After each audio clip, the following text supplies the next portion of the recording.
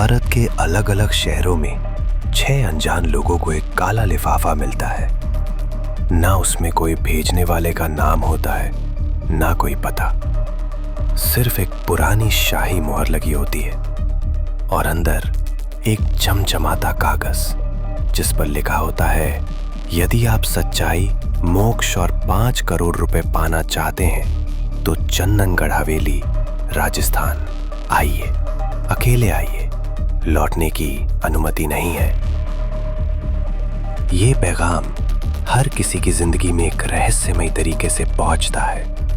एक अभिनेता जिसे इंडस्ट्री भुला चुकी है, एक हैकर लड़की जो अपनी पहचान खोज रही है, एक थका हुआ पुलिस इंस्पेक्टर, एक अंधा कवि, एक आध्यात्मिक साधिका और एक युवक जिसका अतीत दागदार है।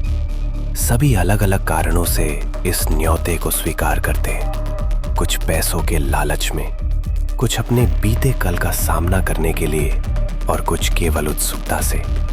वे सब अलग अलग रास्तों से, अलग अलग शहरों से चंदनगढ़ की ओर निकल पड़ते हैं। जब वे हवेली के बाहर पहुंचते हैं तो शाम ढल चुकी होती है।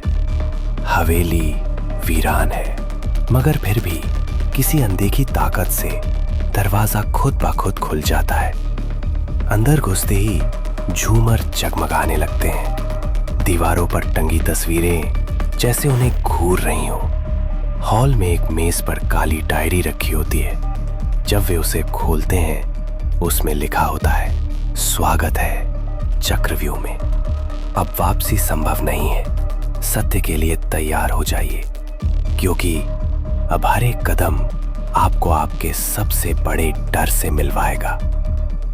जैसे ही वे डायरी पढ़ते हैं, हवेली का मुख्य दरवाजा तेज आवाज के साथ बंद हो जाता है। एक अजीब सी ठंडी हवा पूरे हॉल में फैल जाती है और फिर हवेली में गूंजती है एक बच्चे की हंसी, हल्की मगर डरावनी। सब एक दूसरे की ओर देखते हैं।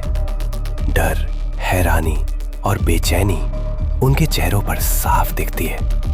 कुछ बहुत ही अजीब शुरू हो चुका है और इससे बाहर निकलना अब किसी के बस में नहीं है।